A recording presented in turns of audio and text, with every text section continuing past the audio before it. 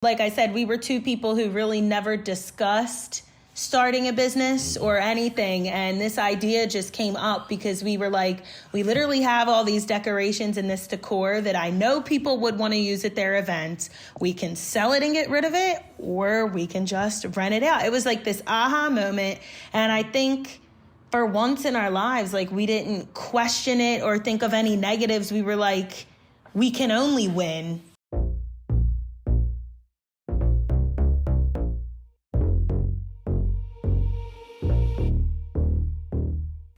Hey everyone, welcome to a new episode of A Bright Idea, a show where I sit down with entrepreneurs to hear about the aha moment that launched their businesses. I'm Amber Key, and on today's show, how this husband and wife duo created a decor rental business, all starting with a donut wall. While planning their wedding, Kait and Joe Brown realized how expensive and stressful wedding planning really was, and decided they would make a huge effort to save everywhere they could without sacrificing the look and feel they wanted for their big day.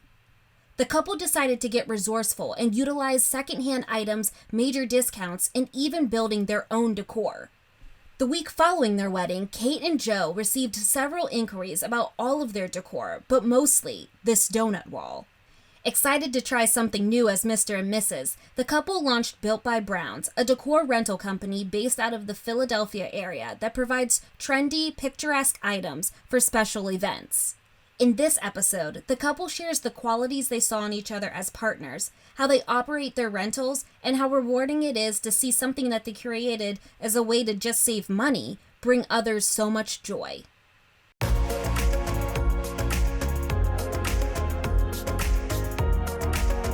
Before we get into the interview, I kind of need to take our listeners down memory lane because we need a background. So we need to know, like, how did you guys meet?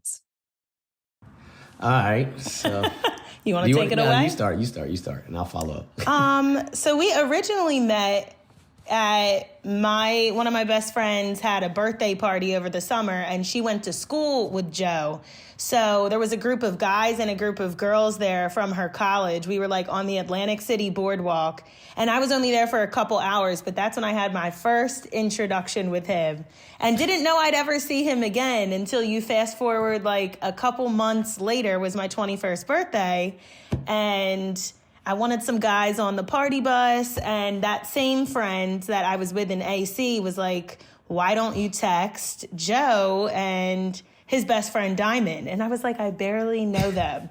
But anyway, I was feeling it, and I texted them. I was like, do you guys want to come along for my 21st birthday? And sure enough, they took the hour drive and showed up to my college house and got on the party bus. We went out, and the rest was history. Did you talk to Joe at any point during the night? And like, did you know that you would be seeing Joe for the rest of your life? Oh my gosh, it sounds so funny when you say it like that. No, I mean, I didn't know. And it's funny, when he first came in, I was so busy with all my girlfriends, taking pictures, ready to take on the city. Like, I almost didn't even realize you guys were there in the beginning. I really just invited them because I felt like a group of girls needed some guys on the bus, just for protection purposes. But later in the night, I remember you bought me my first drink. Yeah. And then he came back and bought me a second drink. And I was like, maybe I'll get to know this guy. No, then the conversation started, and I don't know, we really hit it off. And then you just kept coming back. Yeah. Is that how the story went, Joe? Yeah, that's basically all it went. We met up at our one friend's birthday earlier in the year, and then fast forward to her birthday, I just get a text and said, "Hey, this is Kate. We met back at Chelsea's birthday party on the boardwalk. Hey, I got a 21st birthday party. Got a party bus that's going into Philly with me and a bunch of my friends. Would you want to go, and you and your friend?" So I just texted Diamond, my roommate, was like, yo, we just got invited to this girl's Kate's, Chelsea's friend's 21st birthday party. You want to go? And he's like, yeah, I'm getting a haircut right now. So I just texted her back, said, yeah, we coming. All right, that's cool. So then we showed up. She was first person to open the door. And I was like, whoa, okay, I see what you're doing. Like, her hair was curly when I first met her. Then she straightened it. So it was just two different. I was like, oh, okay. All right, this is what we're going with. And then, yeah, me and my boy Ruff, we were unnoticeable because we just kind of sat down in a couch while everybody else was pre-gaming. Then the party bus came, picked us up. We took on the city, went to, I forget what the club was. Club Rumor, rest in peace. Yeah. It's not there anymore. I feel like just to give a pause for a second, I feel like I'm listening to this whole thing pretending like I wasn't there. Well, that's what's funny. I'm like, do you want to tell the story? I always forget that you two had met at Chelsea's party prior to your 21st birthday. And like, to just be transparent, I had way too many drinks that night to even remember. Yeah. I knew that Joe and Diamond were on the party bus, but I didn't know until he came back the next weekend, and then he would come back the next weekend, and the next weekend we all just became friends. But like who Joe was. Yeah, the 21st party was a blur for most people. And I feel like everybody forgets that piece that we had briefly met a couple months prior, but never knew we'd end up here at that point. But so what was it about each other that you liked, that you wanted to pursue a relationship? I would say the main thing for me was her caring motherly traits. That was the first thing I noticed. It was just like, all right, she's really holding down the fort. Like, she was kind of commanding the party in a sense, just getting everybody together on the party bus. Everything was basically structured. And just how she kind of took me and my boy Ruff in every weekend, every time we came after and after and after. I was like, all right, you know what? That was really attractive. And it also helps that she's, just a pretty woman, very gorgeous and everything like that. But yeah, that's what made me just want to keep pursuing. For me, I think it was, I could just tell how genuine and nice he was and just authentic. But I also thought that he just seemed really loyal and trustworthy from the start, which was huge, and his sense of humor.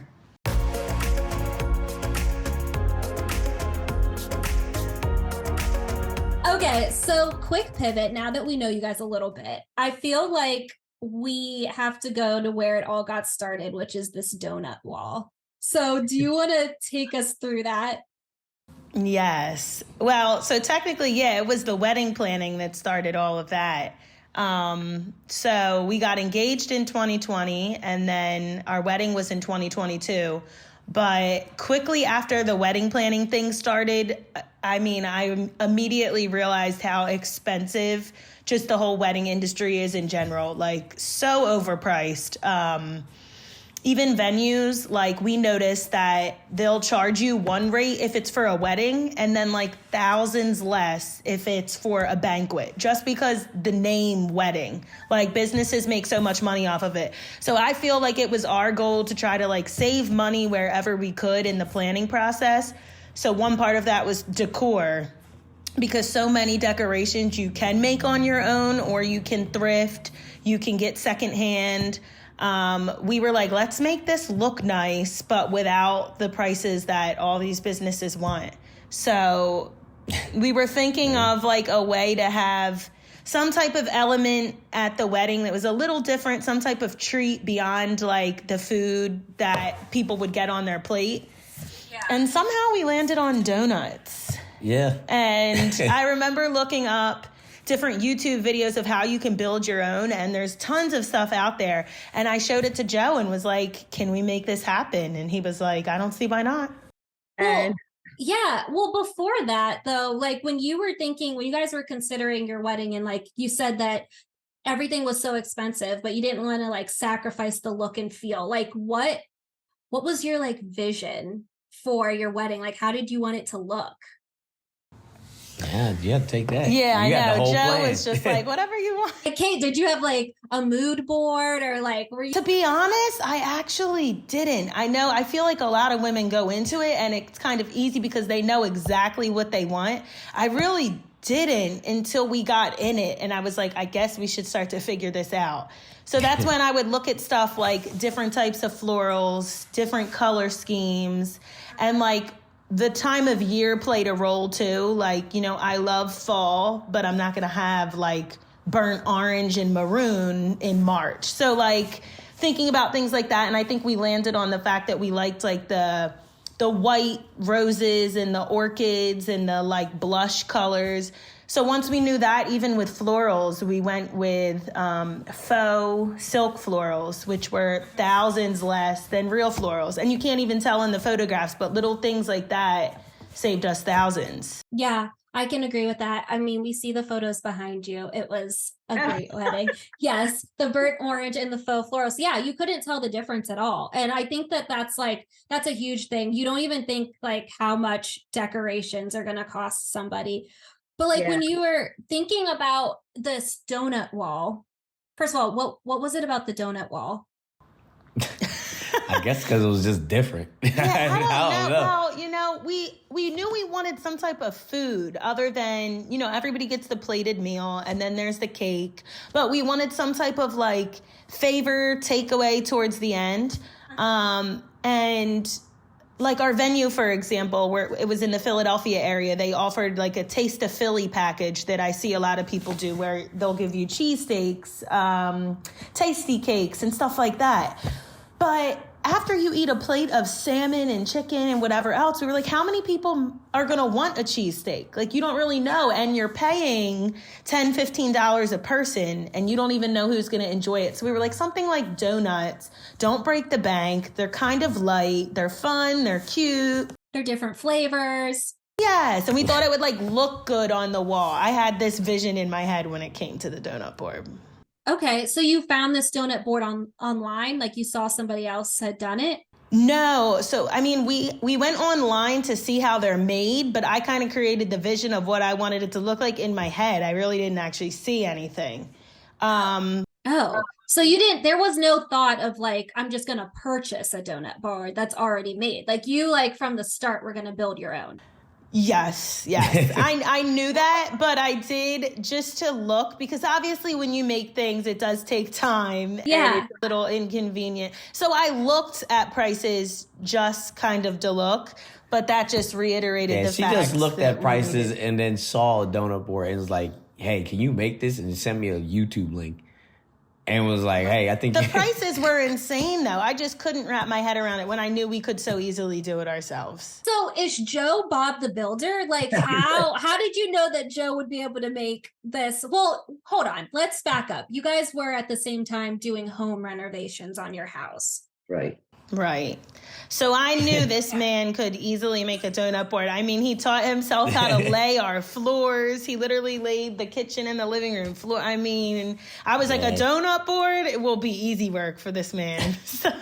Okay. So Joe, take us through the process. Like the materials, how long did it take? Like, is everything... I mean, it's the first time for everything. So it took a little bit of time just trying to figure everything out. But you just go to Home Depot. We got, she ordered pegboard, and then we just had to get wood to like outline the frame just so it was able to stay up on its own, or at least stay up firmly. And then after that, you just had to get like wooden rods, and then we just cut them into a measurement so all of them were even, paid them up white, and that's what the donuts would hang on, and just screw them to the back. Actually, we glued those ones to the back and then screw them to be more secure. And that's kind of the donut board there. And then, you could buy garland, decorate the outside of it, and that's kind of what it took. It took a couple days to glue it together and stuff like that. But yeah, pretty simple. You just got to have the time and the tools to do it. Yeah. So then at the wedding, like, what was the reaction from all of the guests? I know what my reaction was, but like, what else were you hearing from? Well, I think it was just an element of like, some people were just excited to have donuts. I mean, the donuts literally flew off the wall. So I was glad that we went with that. But a lot of people were just complimenting the board in general. But what really did it for us was like, I guess when you're in it, like everything was just magical to us. It wasn't like we were really thinking about the donut board. But then days later, my mom had a couple friends call her to see, like, are they planning on renting that or selling that? Because we want that at, like, our daughter's bridal showers. And your mom was asking what the plan was. A couple people had asked Joe's mom what the plan, and we were like, what do you mean what the plan is? And like, we were like, I guess we should come up with a plan. And then even the venue, when we went to pick up our decor, was like, we really liked this donut board and we've never seen it. Would you be willing to donate it to us for our bakery? And we were like, no, ma'am. Man, that was kind of like the aha moment. Like, hey, we might have something here. Yeah, like, I guess we need to do something with this thing that everybody seems interested in. So you guys were kind of just like thrown into entrepreneurship. Like, would you say? Punted in. Like, were there ever any conversations between you two of like starting a business ever? Nah, I wouldn't say so. No, that's what makes this so unique. No, not at all. Even up to the wedding, you know, I was just looking at myself as a DIY bride, and I was like, let's make whatever we can. Never would have thought we'd start a business. Yeah.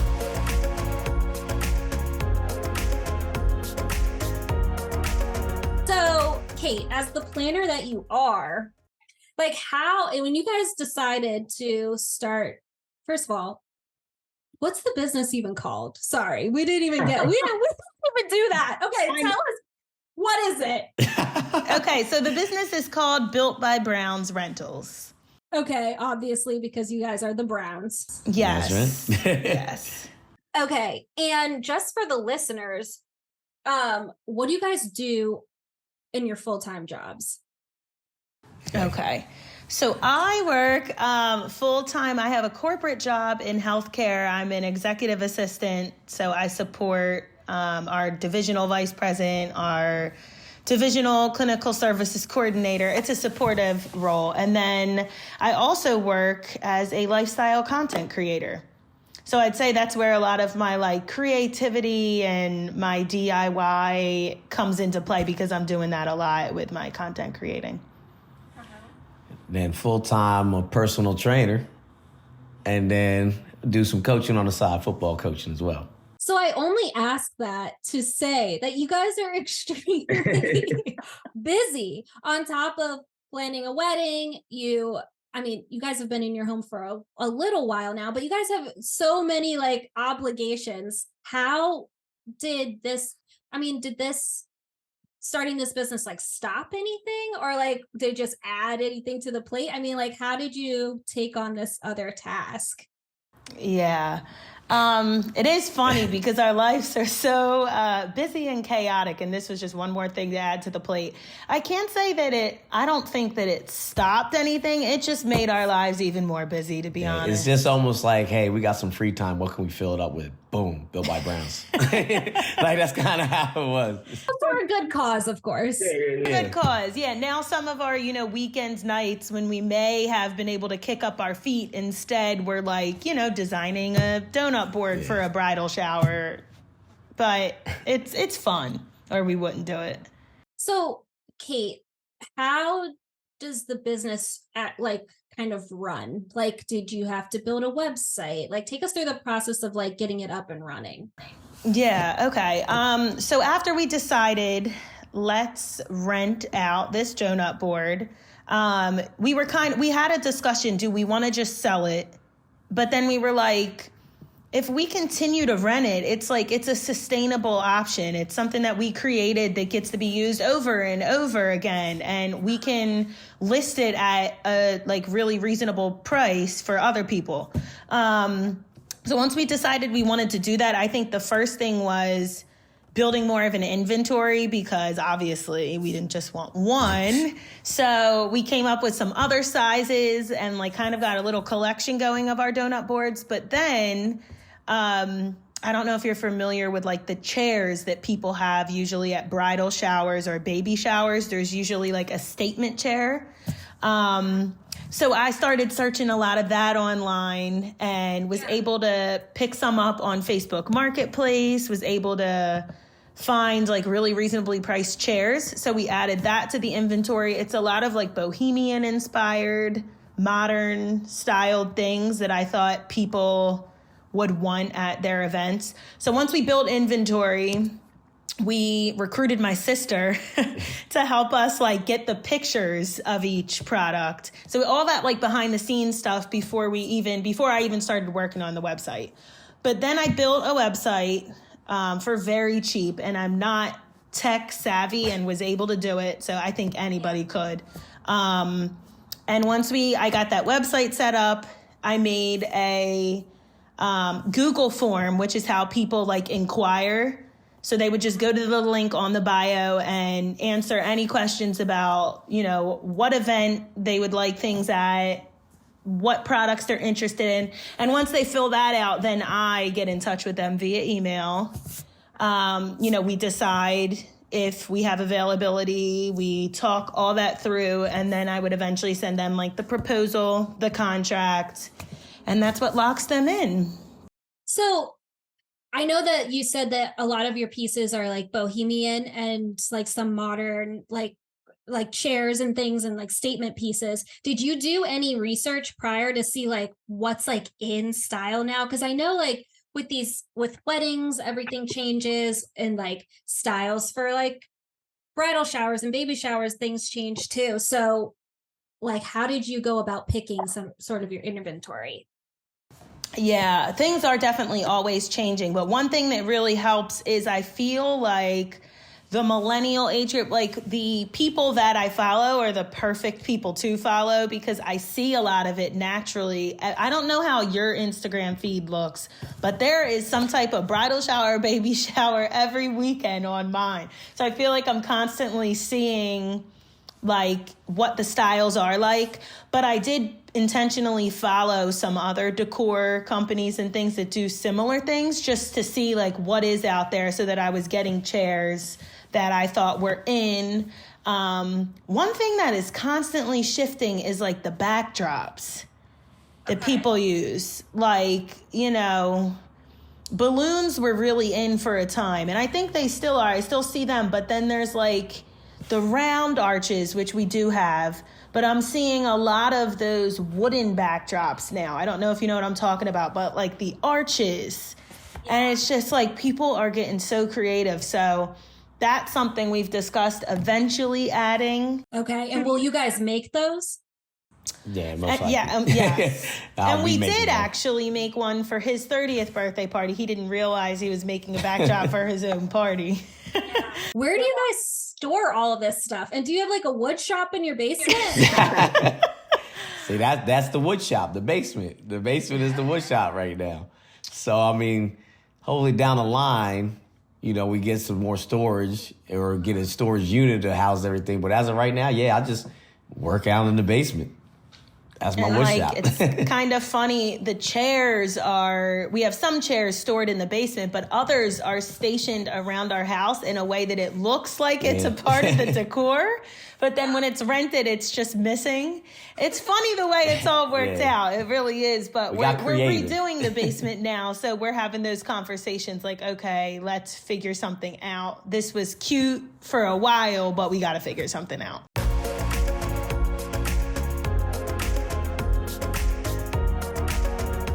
Reason that I wanted you guys on this show is because like I said, you live such busy lives, but it doesn't seem like, I'm sure it is adding another thing to your plate, but it honestly seems attainable. Like it seems like if somebody else, a couple or a single person wants to have a business just to make some extra money, like this is like a cool thing that someone could do. Yeah. Yes, definitely. And yes, if listeners don't get anything else out of this, like I said, we were two people who really never discussed starting a business or anything. And this idea just came up because we were like, we literally have all these decorations and this decor that I know people would want to use at their events. We can sell it and get rid of it, or we can just rent it out. It was like this aha moment. And I think for once in our lives, like we didn't question it or think of any negatives. We were like, we can only win, because even if one person rents our stuff out, that was one person that got to use our stuff. Like and the LLC always sounded so scary, like getting an LLC. But I watched a 2-minute YouTube video and did it in 10 minutes for a little over $100. And now we're licensed. And it's just like, I think a lot of people can get scared by the idea of like, business owners, but it's very attainable. What have you guys learned about yourselves and each other during this process? I would say we learned that if you kind of just put your mind to something and like really want it, you could do it, because you'll find ways or time in life that was just like, all right, hey, this is my focus now. What can I do to kind of just drive this goal of ours or the business or whatever it is that you have, whatever it is, as long as you focus on it, you'll make the time for it, and then you'll be able to just achieve it. And also the supporting of each other's goals. And we had the same goal of just, hey, let's do something. When she said, let's rent this stuff out, because I was the first person like, all right, wedding's over, let's get rid of everything. She's like, hold on, like, we have a lot of people that are saying, where'd you get this donut board for? They were real interested in the things that we had. And then she's like, let's just rent it out. And I was like, that's not a bad idea. So I just can't run with it. So she has the business mind, if you could tell. She runs all the business, and I just, all right, hey, what do we need? I'll put it together and then run it. That's kind of how we is. And she's also, Kate, like, you're very like resourceful and savvy. Like you said, like, people think about business owners and it could be like so daunting, but like, you went on YouTube and looked up an LLC in a 2-minute video. Like, you don't need a business degree. You don't need like to like go out and, I don't know, find. Yeah. You know what I mean? I think that's another thing too, is the money piece. Sometimes, now it depends on the business. I know there's some businesses that you have to put a lot of money into, but others you really don't. And I've heard people say, oh, it costs too much money to do this, and that. But even for my product photos that I took, my sister has a Jeep. She came over, we loaded everything into her Jeep like one at a time and went to a field around the corner, around like, that good golden hour time, and just took pictures on our iPhones. I mean, I think sometimes people think you need the latest and the greatest, and that's not the case. Yeah.